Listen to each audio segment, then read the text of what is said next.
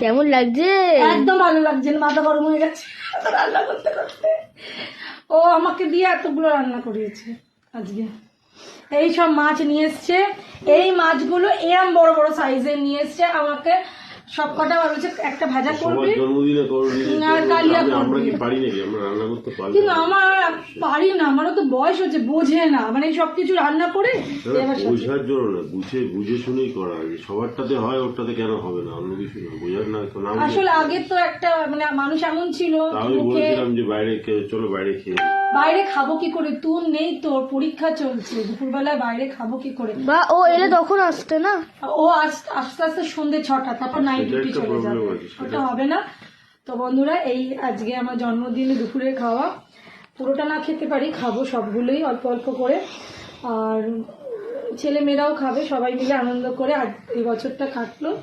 আর ওই মুখটা চুপ করে আছে, কারণ আমি এক্ষুনি খুব চেঁচিয়েছি এত রান্না করিয়েছে বলে।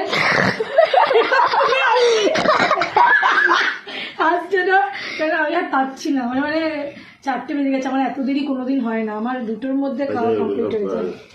আগে রাবড়ি দিয়ে শুরু করো। রাবড়ি দিয়ে? আচ্ছা দাও, রাবড়ি ভালোই লাগে।